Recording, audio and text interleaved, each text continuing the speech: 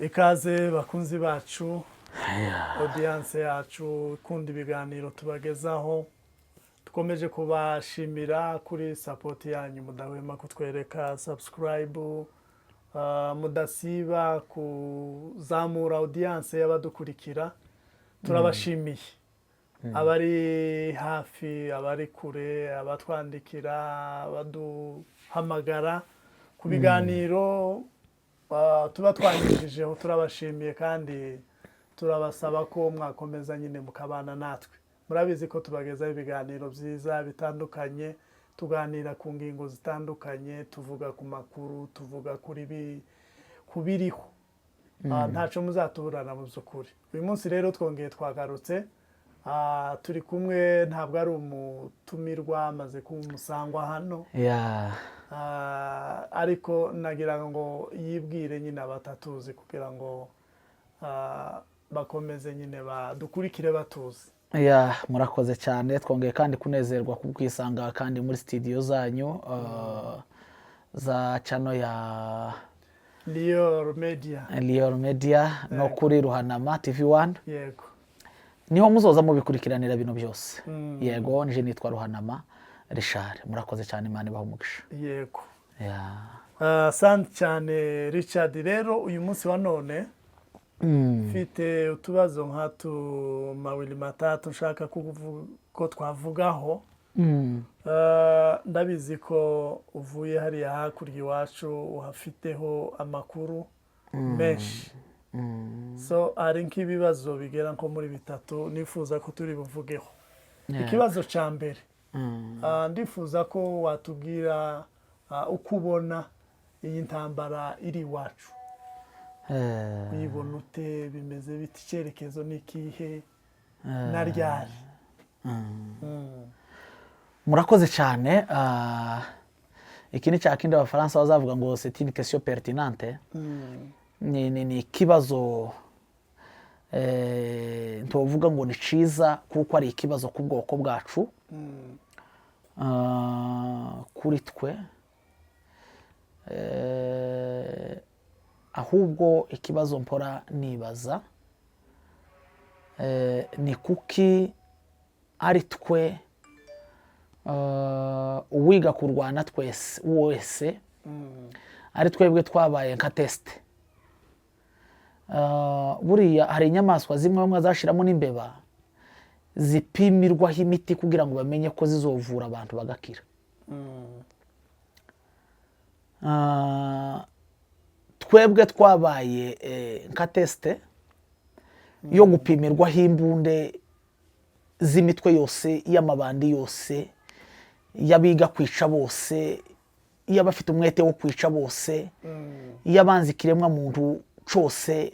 Twabaye nka teste, ndetse iyo n'amakominote internationale yanejejwe yuko natwe dukomeza kwitwa iryo zina ryo gutestingirwaho ibikoresho byabo. Ahubwo ngira ikibazo nza nibaza kino kibazo nasi, kuba umututsi ni icyaha cyicisha. Kuba umututsi ni ijambo ribyarira umuntu urupfu. Ubushize nabonye bitakwira ari ministre ni député national. Sinza mumenya cyane mugana wa mugabo. Sinza menya bitakwira cyane, ni kuri yanza murangiza. Yaravuze ngo yabonye ngabanyamurenge ngo bava mu Rwanda.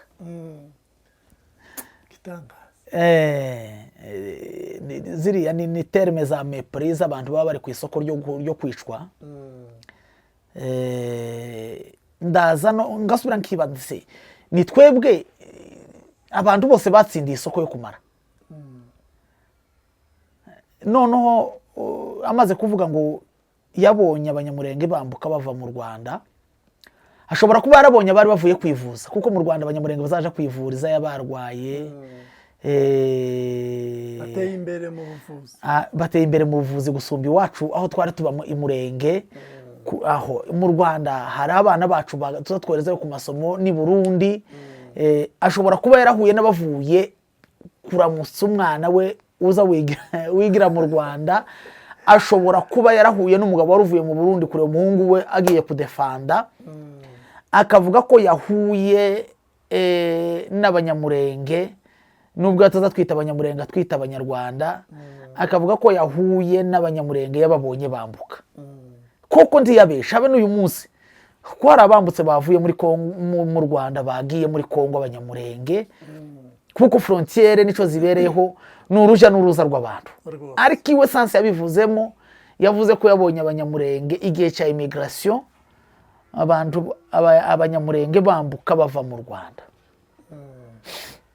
ico bita mouvement migratoire iki kintu nzankigera nkumva kirambabaje ukuntu kubera ko dufite n'abamwe mu bwoko bwacu baza bashaka kucirengagiza kandi bakirusi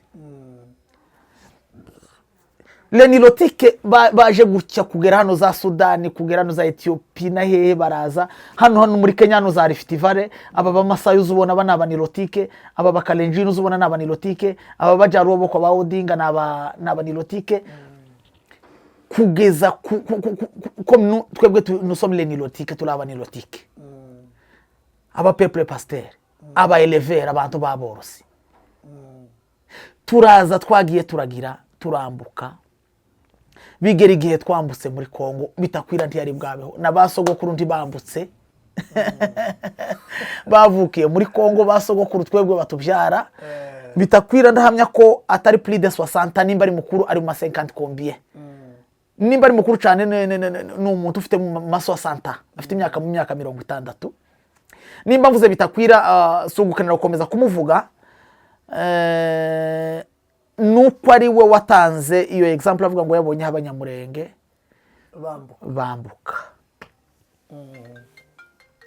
none harangije kuvuga ico kintu ko yabonye abanyamurenge bambuka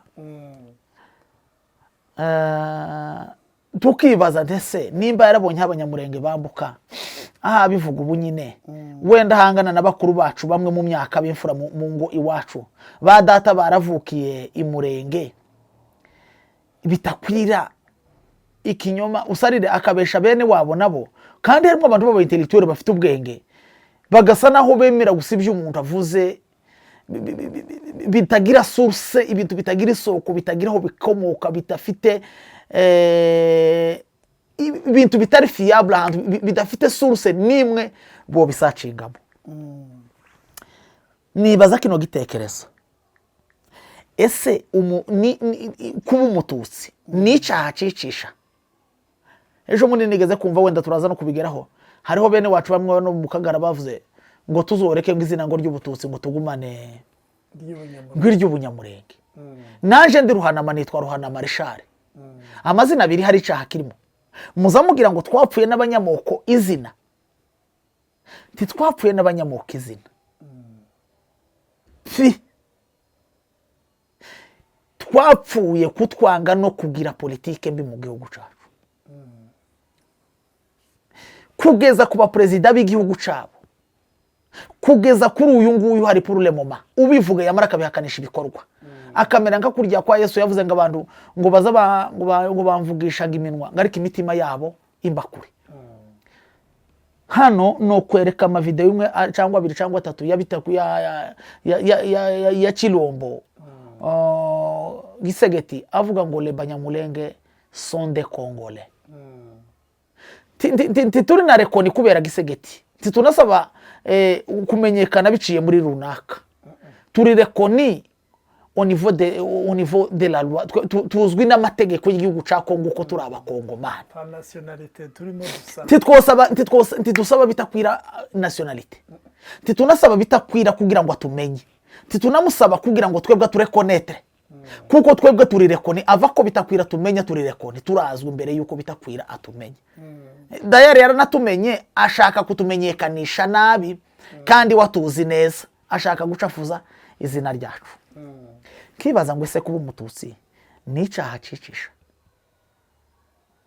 hano hakurya mu Rwanda igihe cya genocide ya 1994 rero yahereye imbere ibaza kubishira mu bikorwa 1994 muri genocide yakorewe abatutsi mu Rwanda ubututsi bwabaye icyaha cicisha kubera impamvu imwe kubera ubutegetsi bubi bwari buri muri kiriya gihugu butumva yuko umunyarwanda ari umunyarwanda. Ubonye sisiteme yaje hano hakurya mu Rwanda nziza ya gahunda ivuga ngo nje ndi umunyarwanda. Ndi umunyarwanda iruta ibindi bintu byinshi. Umuntu wese yisanga mu Rwanda kuko ari umunyarwanda.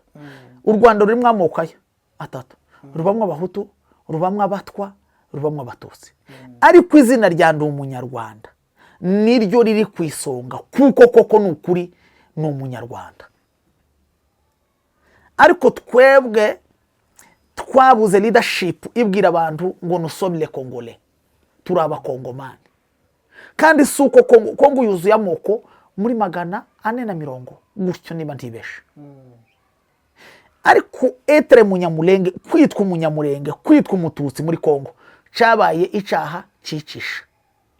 Twebwe twagaza tumanuka twaje ku masomo, ninde ubugura umushi agatambuka, umupfurero agatambuka, umubembe agatambuka, bariyeri yahagera ugasanga abanyamurenge nitwe twadusabwa amakarite directeur, kandi twayafatiye kuri site imwe n'abashi, twayafatiye kuri site imwe n'abapfurero. Ariko akaba ari twebwe tubugura, akaba ari twebwe tubatortire. Bari basigaye no mu masoko none bagafata abanyamurenge akaba ari bo bikoreza imizigo mu masoko. Donc izina ubututsi rihinduka icaha muri Kongo bitewe n'abayobozi bagiye bayobora nabi. Ubushize nababwiye ikintu bitakwira yakoze kirantangaza. Yabwiye bene wabo ibuvira arababwira ngo nibamutora ngo agatambuka ngo azobirukanira ngo izina umututsi muri Kongo, azobirukanira izina ry'umunyamurenge muri Kongo. Eske abapfurero nitwe twababujije amahoro muri Kongo? Ico ni cukwiye kwibaza. Yamara ukavuga nse twababujije amahoro dushingiye kuki? Ko nta munyamurenge uranyaga inka y'umupfurero, ko nta munyamurenge urahagarara kuri bariyeri ngo asenye inzu y'umupfurero, nta urambura umupfurero, nta uragirira gute umupfurero. Ariko twebwe aho turagiriye kugeza no urebe imisozi y'ururenge y'amashamba, aho turagiriye umubembe wese witokeje ngo turatanga igito ugatanga ikimasa kugira ngo ubone aho uragirira inka zawe mu gihugu cawe, ariko ukarenga ugatanga ikimasa kugira ngo uragire inka zawe ari mu gihugu cawe. Kubera impamvu y'ubuyobozi bubi. Abapfurero bumva shebuja arababwira ngo azobakuraho umunyamurenge. Ubukene buriye uzotinye ikintu citwa ubukene bw'imitekerereze. Sorry. Iyo umuntu akenye gutekereza abari amwatiye mort, abari nkinusu yo gupfa, kuko bapfuye mu iterambere taca ashobora kugeraho. Ureba abana b'abapfurero baguye muri ziriya ntambara nubwo n'abacu b'abanyamurenge badasiba gupfa, ureba uko bangana. Ku ijambo rimwe rya bitakwira gusa ngo bakure abanyamurenge hariya ngo nibo bababujije amahoro. Umunsi umwe yigeze kuvuga ngo ababote ngo nibaguruguru bangu ngo umunsi yokenera ngo yobakura hehe mu ishamba. Seke niwe usapotinze imitwe yose ya mayimayi iri hariya kugira ngo ikomeze guteza abanyamurenge umutekano mukeye. Ikindi cyantangaje buriya abanyamoko ntibaza batwita ngo abatutsi ko kizina ryacu kuko turibo, turi na proud yo kuba abatutsi pe, kuko umututsi si icaha. Turi proud yo kwitwa gutyo pe. Iyo ni izina ryacu ryo duterana ishema, kuko ku umututsi si igisebo, ku umututsi si igiseko, ku umututsi si icaha, ku umututsi si ukugushishano. Kaba bene bacu bazashaka kuripfobya bo mukagara ngo turireke. Ku umututsi si ukugushishano, ahubwo ku umututsi ni ishema. Taca hakirimo no muhutu no ku muhutu si icaha, akwiye kugira ishema yuko ari umuhutu. N'umutwa akwiye kugira ishema yuko ari umutwa, kuko ntitwagize uruhari mu kuremwa turi abatutsi, ntitwanabirwanyije twarabishimye yuko twaremwe turi abatutsi, ntitwenda no kuzobipfobya kuko kuremwa turibo, turi proud yabyo. Ariko ugatekereza ngo se ni kuki kwitwa umututsi bihindutse icaha cicisha mu gihugu cawe nka Kongo? Buriya umuntu mu mategeko agira droit de circuler librement, umuntu agira uburenganzira bwo kugenda aho yifuza mu gihugu ce. Umuntu afite uburenganzira bwo gutura hatura mu gihugu ce. Ariko twebwe siko bisa. hari aho utoja, hari aho utotura, hari icyo utokora. Abo ni twebwe. Kubera ihe mpamvu? Kubera ubuyobozi bubi no kugira bene wacu duturanye badashaka gutekereza. Kandi kugeza kuri no ntambwe, nta munsi n'umwe umunyamurenge yiteguye kuzova mu Minembwe, Imana izorinda izituruka mu gihugu cyo mu ijuru. Nigeze kumva umugabo umwe uba muri Australia nibagize izina ryo bavuga ngo tuzokivamo. Undi mungu nate ngo ntituzokivamo, ngo tuzokivamo. Ntituzova iwacu. Turatuye, turatekanye, bene wacu duturanye b'abapfurero n'ababembe. Wenda ndaza kubivuga muri rya jambo ry'amahoro yacu buryo yoboneka. Titwiteguye kuzova mu Minembwe, kaba umunsi impanda y'Imana izovuga kuko tuzohava tuje mu ijuru, bazaba bariyo n'abazahamagarwa mu kindi gihugu bazogenda. Ariko ku ngoma z'abatuye isi, habe nubwo Ukraine n'Uburusiya bohindura intambara yabo, bose bakaja gukoranira mu Minembwe, twohagwa tukashirira cyangwa tukayitsinda, ariko ntabwo twova mu Minembwe, kuko Minembwe ni gakondo yacu, ni igihugu cacu. Habaye partage ya Afrika, turi mu Minembwe, iwacu ari ku Ndondo, iwacu ari mu Minembwe, iwacu ari mu Mibunda, turi muri Kongo. No gutangara vraiment. Kuko bibaye gutyo, ese ko mu Burundi umututsi atari icaha? Kugeza kuri none ko mu Rwanda umututsi atari icaha, ariko muri Kongo twebwe umututsi niki ni icaha. Turazirike. Ninde twahemukiye muri Kongo? Nubuhe butegetsi tutasutenire? Nubuhe buyobozi bwayoboye igihugu ca Kongo tutabanye nabwo? Ariko nubuhe buyobozi ahubwo butatwishe? Ngaho ndebera kuri uyu munota ko baranavuga ngo Masunzu nawe yafunzwe. Afunzwe nande? Na bwa butegetsi yarahakorera bwa Kongo. No guhingero kagenda guhingero uyu nguyu yishwe n'ubuyobozi bwa Kongo. Ejo bundi bakamizo bibarishwe bakaza barishwe umutsima. Bamukuye mu modokari ari kumwe na titilere wiwe mu modokari, bamukuramo. Baramwica, baramwotsa kaminzobe, bamuta mu muriro. Ukuzutona ng'abana be ico gisebe kizoshira. Bagira video zase ahaya akaba bamukomeje ikombe, bakuraho inyama ku maguru ya kaminzobe bakazirisha umutsima. Ariko uruvyo ideology niyo yiriye yo kuza babona abana babo bakavuga babona umunyamurenge ngo batutsi. Donc iriya ni genocide iri continue, n'ubwicanyi butazoshira. Iyo bavuga ngo umututsi bababwiye abana babo ngo umwanzi, bababwiye urubyaro rubakomokamo ngo umwanzi. Ubu nubwi baba bamwe abana babo ubwicanyi butazogira iherezo kuri twe, kuko ntibababwira umututsi nk'izina ryacu twebwe kuko turi abatutsi. Bari babwira muri sanse yo kuba biba mu urwango, kugira ngo rubu urwango umusaza w'umubembaza asaza agapfa, umuhungu uha ubyiruka yasize akamabyirukana ya ideology yo kutwisha no kutunyaga. Umuhungu akamazinduka nyaginka ise yarayapfuye, kandi umuhungu nta kintu twamuhemukiyeho na kimwe. Ariko kubera ryazina na ryajwi ise yamubwiye yuko abatutsi ari abo kwicwa, yakuranye ico gitekerezo. Nico nahereye mvuga ngo se izina umututsi nicaha cicisha. Narinzi ngo ahubwo icaha cicisha umuntu ni ibikorwa yakoze, igihugu ikavuga ngo uyu muntu akwiye kwicwa bitewe n'ibikorwa akora. Ariko sinanizi ko umuntu yo kwicwa ngo ni umututsi cyangwa ni bantu cyangwa ni ikindi runaka. Ico si icaha cyo kwicisha. Ico ukora nico gishobora kubyara icaha cyo kwicisha. Ngaho mbwira nkabaka mizo boza batwikwa, mbwira nkabaka bongo hariya kuri Goma boza batwikwa. Ni benshi sinorondogora nguvuge ngo runaka na runaka na runaka na runaka. Abafunzwe bacu barimo ba runoro boza bakurwa za Kinshasa Makala bakabica nta suivi nta. Ikosa ni rimwe gusa, icaha ni kimwe, nuko ari umututsi. Eske umututsi kuba umututsi ni icaha cicisha mwisi y'abandi bantu. Kandi kiza kintangaza nuko ama communauté internationale azabireba yamara akicara akaba mekruaze. MONUSCO iba mu Minembwe, niyo yagiye guhagararira amahoro.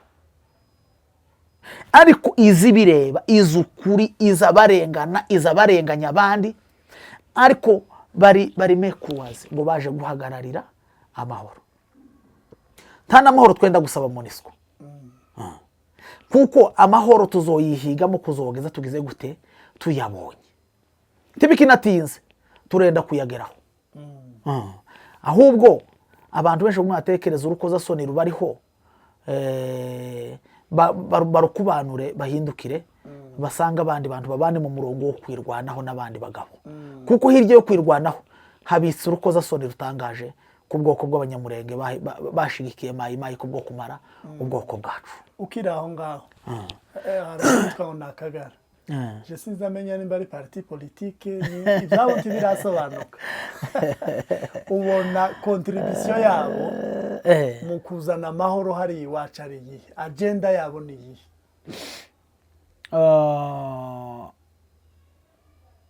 Akagara answa izina Akagara ntiryari ribi, nk'imirimo bakorera mu Kagara niyo mibi. Akagara yari inzu y'uruganiriro y'abagabo baganiriragamo, none ibo bayihinduye inzu yo gusebanya. Akagara ta contribution imwe ibaho izana amahoro mu bwoko bw'abanyamurenge bafite ubonesha. Kandi muri politike je sindi n'umunyapolitike, ariko kandi muri politike kutumva igitekerezo cy'umuntu si ikibazo, divergence si ikibazo. Ikibazo tugira twebwe abanyamurenge nuko tugira level ya understanding igoye. Umuntu kutumva imitekerereze yanje so urubanza, kandi naje kutumva imitekerereze yiwe si ikibazo. Buriya Kabila na Gisegeti bashobora kuba kuri none twebwe tubona batari kumwe, ariko bafite abaza basangirira icayi. Nagaza muri hano muri Kenya uyu musaza weruka gutabaruka Odinga n'uyu uhari President Ruto, ukamubona twebwe hano mu mihanda mandamano abanyagihugu basaze ko baramarana, bashobora kuba bicaranye State House baba mu cayi bwacu ukabona ngo habaye handshake baramukanije. Ubu nyine yatabarutse ngira ngo ari bari bahaye kuyobora ministeri zitanu za kino gihugu uyu musaza. Seke twebwe tugoye kumva, ariko ureke nkubwire kino kintu ta contribution nimwe selon jewe imitekerereze yanje ndabona ku Kagara yo kurengera ubwoko bwacu. Ureke nkubwire nimba ndi umugabo ukeneye kugusapotinga mu kazi kawe, kwiye kubanza gushima ibyiza wakoze namara nkaja mu kukunenga ibibi uhaye ukora, kugira ngo nkubere isomo uhinduke ukomeze wa murongo w'ibyiza byawe. Nahibo ntitugira iciza na kimwe duheraho tubashima kugira ngo tubone kubagaya nibibi bakora, turabagaye ibibi gusa. Ureke urebe nkubwire je uziko nabayira rwo nari naratabaye, niyo narasiwe nacitse izimbavu zibiri z'uru ruhande, ariko ubuzarakize ndamahoro. Ndanashimira Amahoro Peace Association yatuvuje, yatwitayeho, yaturengeye, yaturamiye. Twari twarapfuye, je nageze Bukavu naraviriye mu nda ndo umuntu wapfuye, baratuvuza batwitaho. Ariko kandi si yo mpamvu ituma mba amahoro, si yo mpamvu ituma nshigikira amahoro. Mahoro yogayika yaratuvuje, sinoreka kubabwira ngo ni mugayike, kuko umunyamurenge ararusha Mahoro agaciro. Izina umunyamurenge rirarusha imbaraga Mahoro, kuko Mahoro ni abanyamurenge, ariko abanyamurenge si Mahoro. Sinzi ko wanubushe Mahoro iri mu banyamurenge, ni ikintu cy'ubwoko bwacu. Sinzi ko mbashe kubisobanura wenda neza uko mzumva muri jewe. Mahoro iri inclus mu banyamurenge, yego, kuko umunyamurenge ni wabayeho mbere ya Mahoro. Umunyamurenge ni wabyaye Mahoro ofete, yego. Usibye ko na Mahoro ni umunyamurenge kuri none.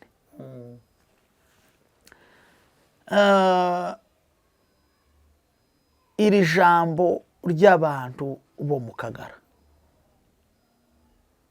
jewe nabayiri arugura imyaka nahamaze, tutarabona haba n'igiceri kimwe. Urekega jewe wari twirwaneho gakoraga akazi ka twirwaneho nk'abanyamurenge boza abanyagwa, inka zigashira, abasaza umusatsi woza ucurama, imvi kubera bwaki, abana bwaki yari yasaze mu minembwe.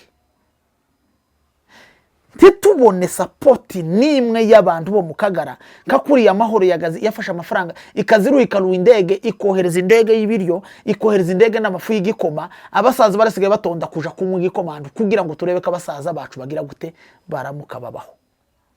Eska Kagara nimba katanumva twirwaneho, tikumva ababyeyi, tibafite ababyeyi hari haruguru bose. utahafite nyina hafite se, utahafite se hafite nyirakuru, utahafite nyirakuru hafite nyirarume, utahafite nyirarume hafite se wabo, utahafite se wabo hafite nyirasenge. Kandi abo bari muri ba bandi banyazwe inka n'abajenesi bafite ubuzima busa gutyo, baremerewe ukungana gutyo. Ese sapoti yabo kwitoza ija kugura, wenda nishaka ngo ije kugura amasasu ya Twirwaneho, yari hayigura amafu, gituma bataguza amafu ngo bareke kuyohereza ngo zizari faranga, bagura amafu azamuke agaburira abanyamurenge bari bakubiwe hirya no hino, batari bafite iyo berekera, kugera Minembwe yose yari izungurutswe gutya, guhera mu Masha ntawaharengaga, kwirumba ntawahageraga, igakangara niho hari kumwisho, kuri muri za hari kumwisho, igakenke hari kumwisho, Bidegu yari kumwisho, Karinge yari yasenyutse. Nukuvuga ngo ni kariya kanogo ko hagati abanyamurenge bari bazingiyemo kakujya ku kinogo cyo kwimbamwa amadafari. Ibo ndibofata byibura n'akantu gato ngo batera intambwe yo kugaburira ababyeyi, nibarangiza bavuge ngo mahoro ifite aya magawa naya, ariko bateye intambwe yibanze. Umuntu gusa yohora mu kugaya, mu kunenga ikibica abandi, adashima n'iciza na kimwe abandi bakoze. Ese ntibari bishimiye ko tubaho, ko mahoro yatuvuje, tituri bene wabo, ukundi banejejwe ko turiho. Cyakora hariho benshi batonezezwa yuko turiho. Kanje umunsi ndaswa, je nageze Bukavu, ntabo mvuga bo mu Kagara, kuko ijambo rya mbere ndo umukristo, ijambo rya kabiri simpaye mburana. Hari abatumwe n'abamwe b'ibiyongozi mu basirikare batuma abandi b'ibiyongozi n'ubu bariho ngo baze kutwica muri hôpital general y'I Bukavu. Ngira amahirwe amakuru yanje tuyamenya bataraza, naracikishijwe jewe boza bancomuramo amaserumu, mpagararanye n'abagabo ndashaka kuvuga bancikishije. Va hariya ndambuka mu Rwanda, niho navuriwe, naho birananirana naje kubagwa ngeze hano muri Kenya. Uwo bari bahaye misiyo yo kudufanya, jewe nari kiongozi, uwo bari bahaye misiyo yo kutwica n'umunyamurenge mwene wacu. Urumva, n'uyu munsi ndamuzi, n'uyu munsi ngira nimero ziwe za WhatsApp, kandi uko n'ukuri kw'abakristo. Ico nshaka kuvuga, sinshaka kurema amateko muri bene wacu, dukwiye kurenga urwego rw'amateko. Edayeri iyo bene wacu bankundira ngo tuve no ku rwego rwo kuvuga Kagara nuko ukambajijeho, tuje ku rwego rwo gutekereza ibintu bikomeye dukwiye kurema iwacu, kuko Akagara ni gato cyane, ni gato cyane. Uko dutera imbere, uko tureba ibikomeye zo kugezaho ubwoko bwacu, titwite ku Kagara, twite ku iterambere ry'ubwoko bwacu muri rusange. Ya, kuko jewe nta contribution ndabona yabo nimwe ibaho, imwe rutoki. Sinzi ko hari umunsi niba byumva bazombwire ngo hano narafuditse, jewe nditeguye gukosoka. Sindumva ngo hari contribution y'umuntu wo mu Kagara, umwana wakomereka iri haruguru muri ya mirwano bavuje. Sindumva ureke cyakora wenda ntibovuza bo muri Twirwaneho, kuko bavuga ko ari abanzi b'igihugu, ibo bifatikanyije na Mayimayi, n'izira za Reditabara n'abandi n'abarundi. Ese igitangaza kiza kihaba no kwereka amavideo ya Muniga Ntama aho yatangiye arega leta ya Kongo ko ariyo itumaze kuri none ngo ashigikiranye na leta ya Kongo n'abandi batsindiye isoko yo kutumara. Kuri ubu ngubu Muniga Ntama ni uri kumwe nabo mu kwadvasinga kurasa abana b'abanyamurenge. Can you imagine umunyamurenge uhaye wadvasinga kurasa abana b'abanyamurenge? Ese ubonanirwa ntiyotuza, ntiyogumaho yarari ngo aguma akora gwiza ifaranga ziwagira iterambere ry'umuryango we? Ubonanirwa yoheka imbunda kadvasinga umunyamurenge kuja kurasa undi munyamurenge?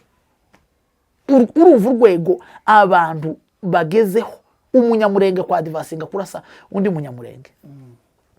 Ubushize hari wavuze arambwira ngo azabona ko nopfa ngo ntareze ngo n'abana banje, ngubwo navuze ngo Gisegeti yaraduhemukiye ari mu batumaze. Nopfa usibye ko ndatekereza ko ari we wonisha uwo wari ubivuze gutyo. Nopfa igihe canje kubera ko cagese.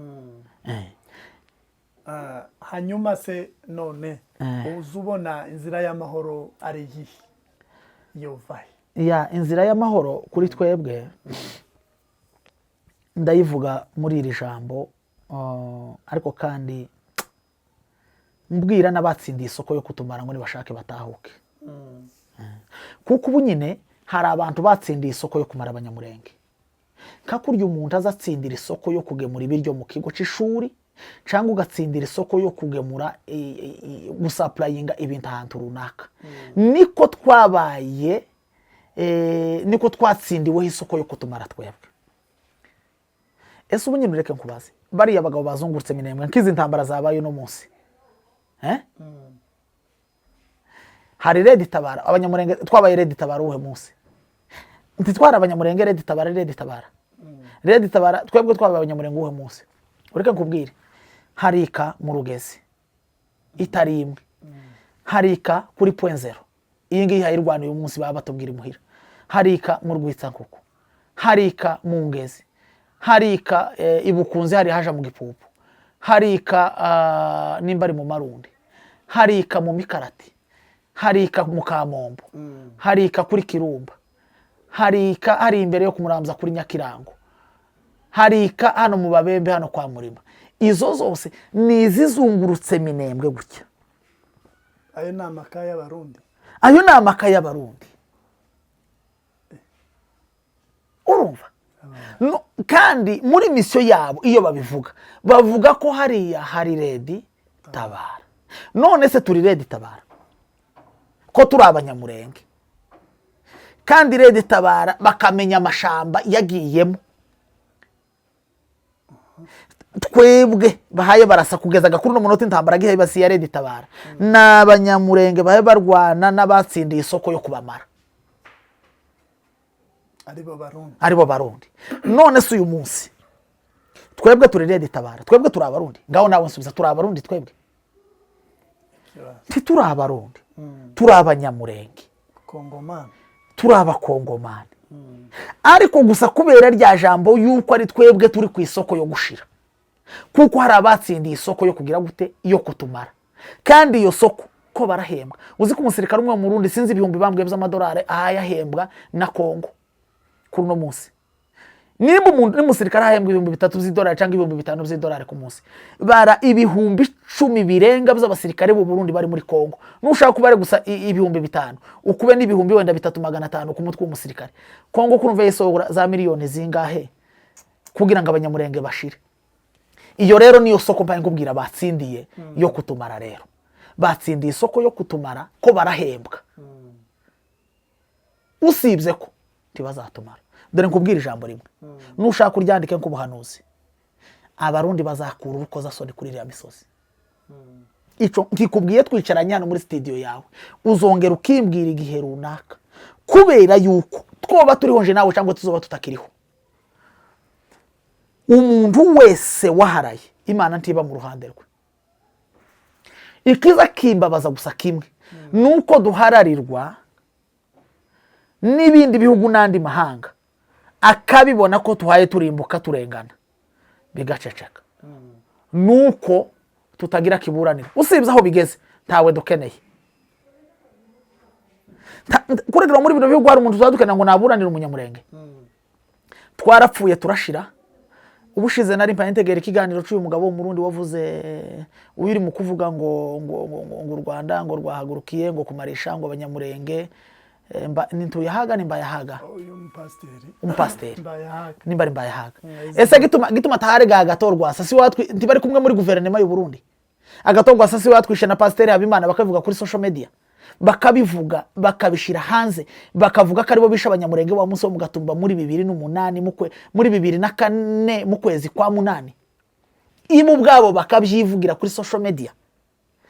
Iya reze agatorwa saba ari kumwe muri guverinoma.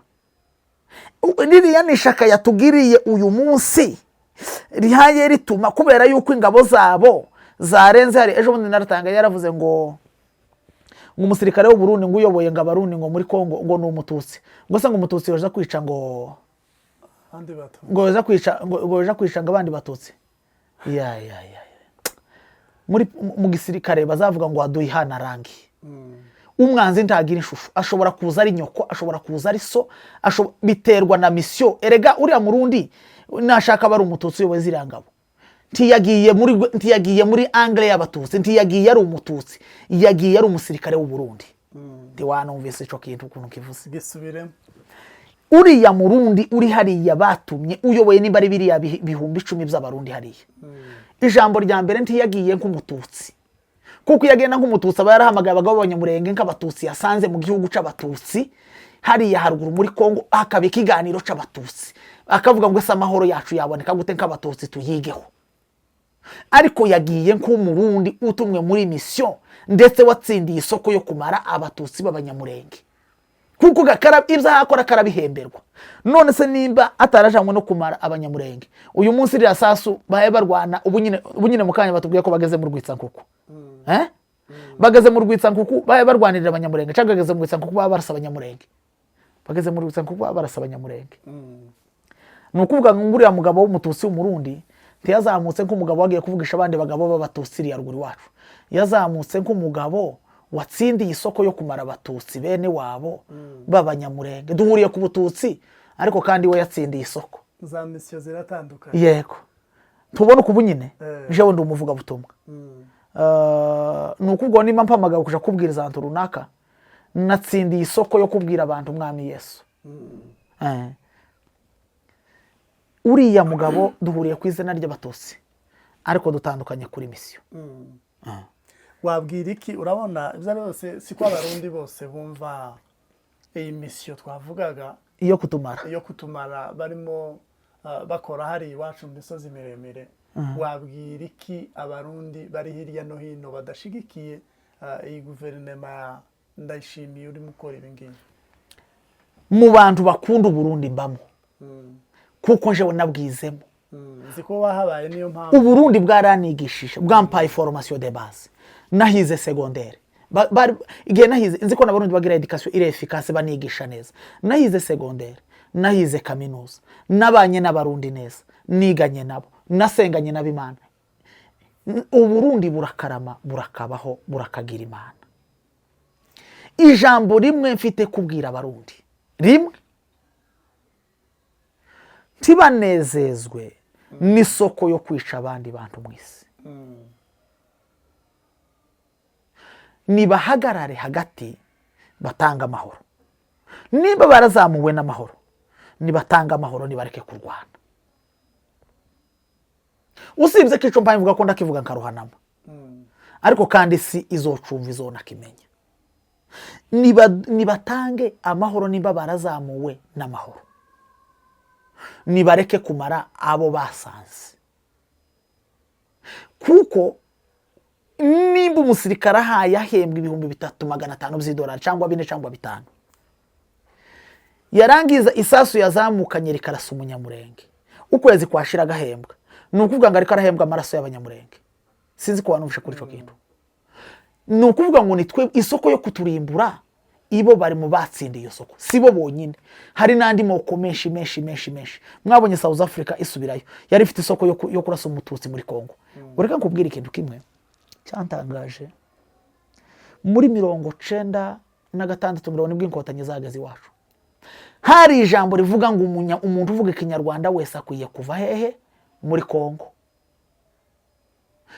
Ariko abahutu bamaze kwambuka nabo barahunze, ziri antera hamwe ziri kumwe na mayimayi, zira zari zivuye mu Rwanda, zarakoze amahano, zarakoze genocide. Kongo ihindura inyito, iravuga ngo umututsi ni ukwiye kuva muri Kongo. Ese kubera ko ari twebwe twarashwe kugeza kuri none abahutu n'abanatife ba Kongo, kugeza kuri none abahutu n'abazalendo, kugeza kuri none abahutu n'abakongomani pire, kandi nabo bavuga uruhe rurimi rw'ikinyarwanda. Ariko umututsi si umukongomani. Ako kantu tuzi ukibaza gituma bitakwira atazavuga ngo abahutu bose nibave muri Kongo hamwe n'abatutsi, akavuga ngo arirukana abatutsi. Kandi ugiye kubara turi nombre, turi bake paraporo n'abahutu batuye he muri Kongo.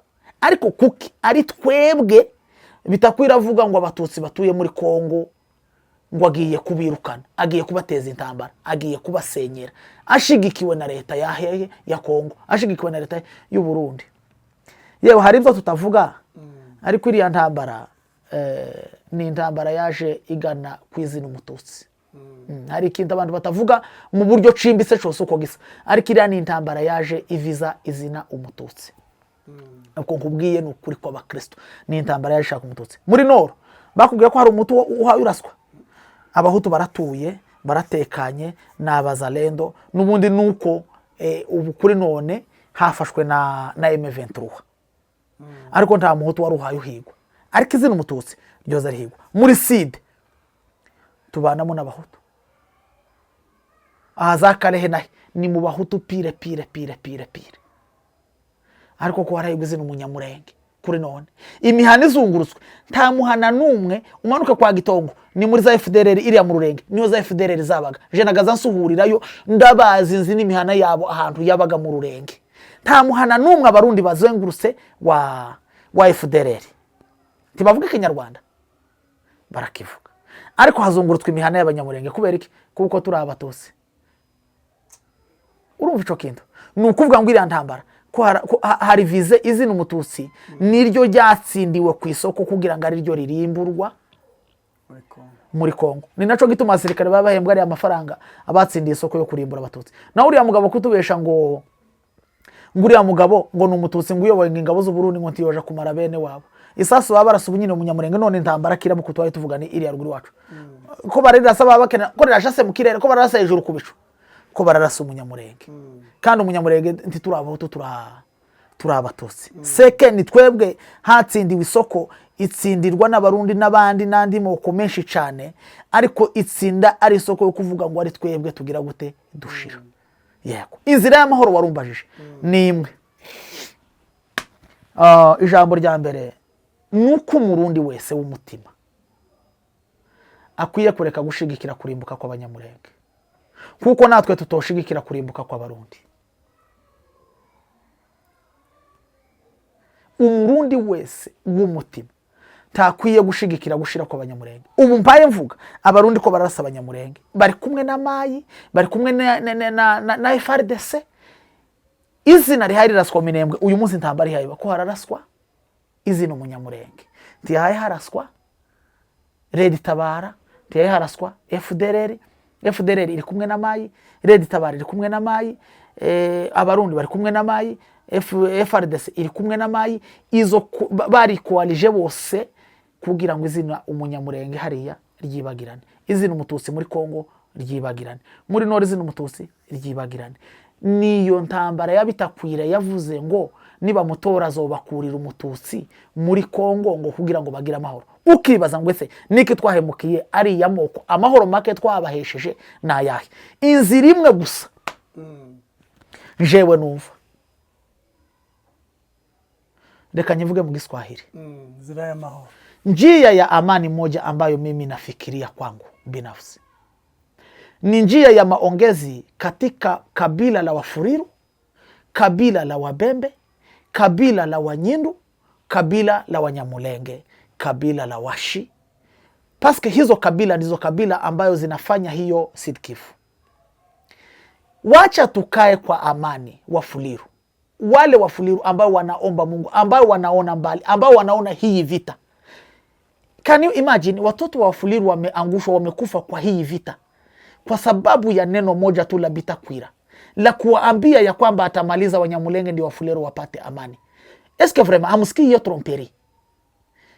Oui, je sais bien que vous comprenez donc hiyo idéologie politique. Hamsikii ile idéologie que c'est pure mensonge. Bitakwira anataka kukuwa député. Anataka kuganye hiyo kiti ya kuwa député national ou bien ministre. Anataka kukuwa quelqu'un. Mais anataka kukuwa quelqu'un pour son intérêt propre, pour l'intérêt de sa famille. Permettez de dire ça. Ni kuri intérêt, ni kwa intérêt ya familia yake. Ni kwa ya kitu ambayo nilikuwa naambia wandugu, Bafulero, Babembe, Banyindu, Balega, Bamushi. La seule solution pour que tuone une paix durable kule kwetu, muache tuikale pamoja tuongee. Bila mtu mwingine, hata mtu mwingine mmoja. La seule solution ni kukaa pamoja, kuna kuwa échange, tunakonstruire kwetu, tunabatire kwetu pour que kukue ile paix iko durable. Mais tukingoela se Bitakwira ongee, tukingoela se bale ba politiciens wengine baongee, hakuna une meilleure solution yetu tutatrove pale, hata une seule solution, hakuna ile solution ambayo tutapata pale. Kwa sababu gani? Sisi kama wanatife wa huko, sisi njo tunajua vile ambayo tunapashwa kuikala pamoja, tunafaa ile conversation. Mushi anatoa ile maoni yake, Mufulera anatoa maoni yake, Munyinda anatoa maoni yake, Mushi anatoa maoni yake, Mubemba anatoa maoni yake, Mulega anatoa ile maoni yake. Après avoir réuni ile maide yote, après avoir récolté ile madonné yote entre banatif bakule, c'est là où on va trouver une meilleure solution pour trouver une paix durable là chez nous. À l'absence ya kuikala pamoja pour solutionner ile problème, pour solutionner zile shida zetu konazo kule kwetu, kila mtu mwenye atatoka ailleurs atakuya kututrompe. Kila mtu mwenye atatoka n'importe quel coin du monde, il va nous tromper. Mais tukideside kuikala pamoja, Mufulero alifanya makosa kwa Munyamulenge, Mubemba alifanya makosa kwa Munyamulenge, Musha alifanya makosa kwa Mufuliru, Munyinda alifanya makosa kwa Munyamulenge, Mulega alifanya makosa kwa Munyinda. Après avoir ça, kitu itafuata ni réconciliation. Après avoir kujireconcilier, ndio tutatrouver une paix durable.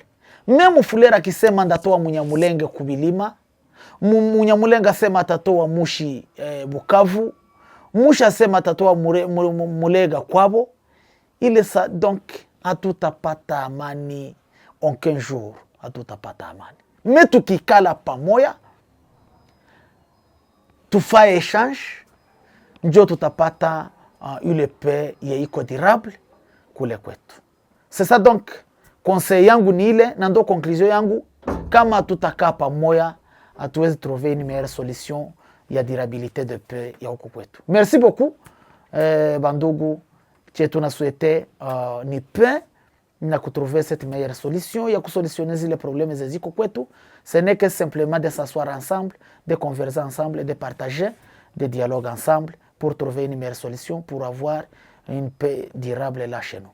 Merci beaucoup.